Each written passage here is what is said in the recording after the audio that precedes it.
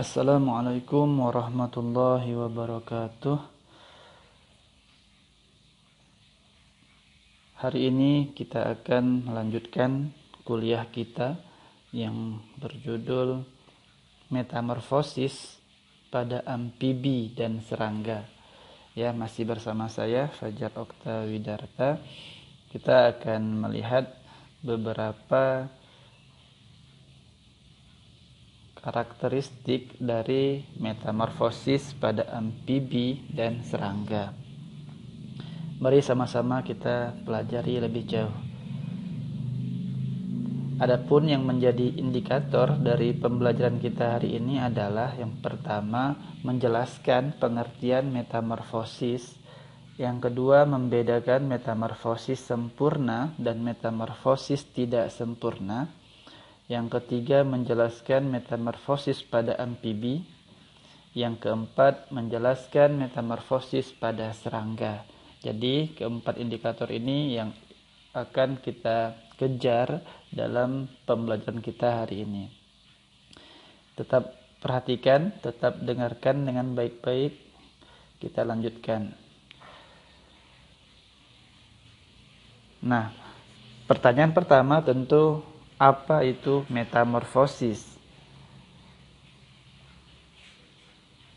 Metamorfosis merupakan proses perkembangan hewan yang melibatkan perubahan penampilan fisik dan atau struktur setelah kelahiran atau penetasan. Jadi, kalau kita bandingkan dari kedua pengertian ini, saya beri garis merah di situ pada perubahan penampilan fisik atau struktur setelah kelahiran atau penetasan. Maka tidak semua hewan mengalami metamorfosis, ya. Aves, mamalia itu tidak mengalami metamorfosis, hanya mengalami siklus hidup. Manusia misalnya, ya, setelah di masa embrio, mulai dari zigot, morula, blastula, gastrula, organogenesis, kemudian dia lahir, dia hanya ada siklus hidup, yaitu dari bayi, kemudian batita, balita, kemudian anak-anak, remaja, dewasa, manula, kemudian mati. Itu hanya siklus hidup, karena tidak ada perubahan penampilan fisik dan struktur, ya, hanya perubahan ukuran saja. Kita teruskan.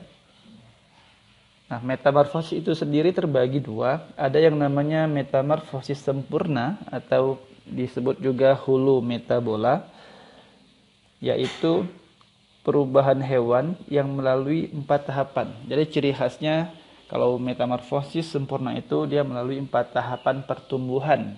Ada 4 tahapan perubahan, yaitu telur, larva atau ulat, pupa atau kepompong, dan imago atau dewasa. Saya ulangi, telur, kemudian menjadi larva atau ulat, kemudian larva menjadi pupa atau kepompong, selanjutnya menjadi dewasa atau imago. Nah, contohnya ada banyak, ya, saya tulis 4 saja di sini. Kupu-kupu misalnya, nyamuk, lalat, dan lebah. Sementara untuk metamorfosis yang tidak sempurna atau yang biasa dikenal dengan hemimetabola, urutannya berbeda lagi, ya. Mereka hanya ada 3 tahapan. Jadi telur, kemudian menjadi hewan muda atau nimfa, kemudian imago atau dewasa. Jadi secara umum nimfa dan imago itu tidak banyak berbeda, ya. Hanya berbeda sedikit saja, terutama yang kelihatan pada ukuran saja. Nah, contohnya pada kecoa, belalang, ya, capung, kemudian rayap, mereka mengalami metamorfosis tidak sempurna.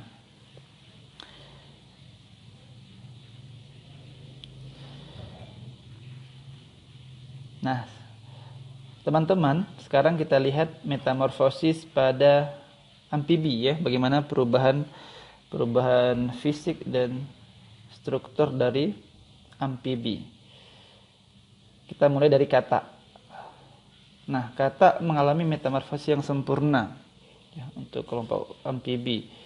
Kita perhatikan di sini ada telur, kemudian telur menjadi kecebong ya atau berudu, kemudian ada awalnya tidak punya kaki, kemudian menjadi berudu berkaki ya, hanya kaki depan saja. Hanya kaki belakang saja. Kemudian jadi kata kecil ya, katanya masih berekor. Kemudian terakhir menjadi kata dewasa. Ekornya sudah hilang. Nah, ini lebih jelas, lebih detail mengenai metamorfosis pada kata.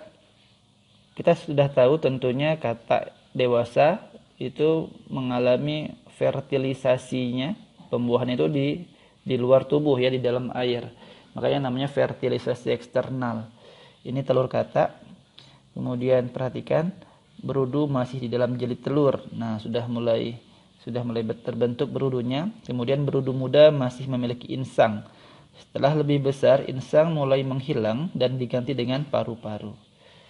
Nah, ini bagian dari metamorfosis kata. Kita lanjutkan. Nah, pertama sekali mulai tumbuh kaki belakang.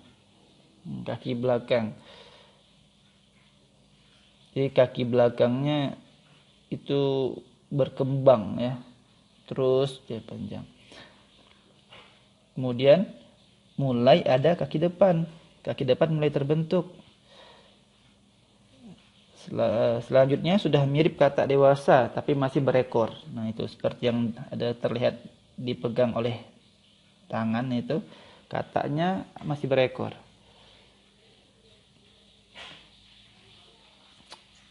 Nah, kemudian nanti setelah dewasa ya ekornya akan menghilang. Sekarang kita lihat satu lagi contoh dari amfibi, yaitu salamander. Salamander dia juga melakukan fertilisasi secara eksternal. Ya, pertama sekali dia menggunakan insang luar. Kemudian mulai tumbuh kaki depannya. Yang terakhir, dia sudah dewasa, sudah bisa hidup di terestrial, di daratan. Jadi kalau salamander ini bentuk dewasanya pun masih memiliki ekor. Sementara kalau kata, dia ketika dewasa ekornya menghilang. Kita lanjutkan. Sekarang kita lihat metamorfosis pada beberapa serangga ya, atau insekta, hexapoda, berkaki 6. Kita mulai dari metamorfosis pada kupu-kupu. Ini sudah populer ini. Ya, anak-anak SD juga sudah sering nyanyi ya. Telur-telur, ulat-ulat, kepompong, kupu-kupu. Perhatikan, ada perubahan bentuk fisik dan struktur pada metamorfosis kupu-kupu ini. Yang pertama telur. Kemudian telur berubah menjadi larva atau ulat. Di masa larva atau ulat ini kerjanya makan saja dia, ya makan saja. Kemudian masuk ke tahap kepompong, ya, atau pupa.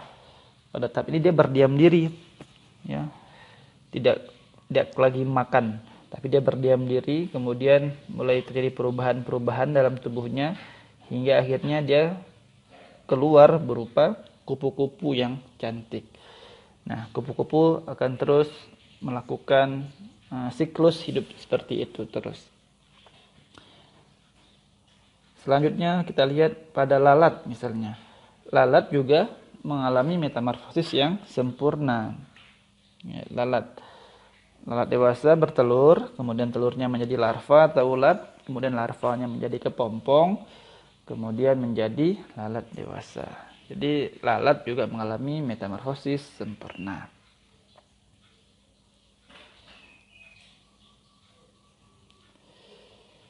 Metamorfosis pada nyamuk dan belalang.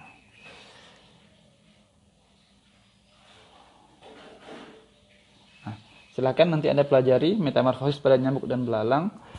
Kira-kira mereka termasuk ke dalam kelompok hulu metabola atau hemi metabola. Ya. Silakan nanti dipelajari.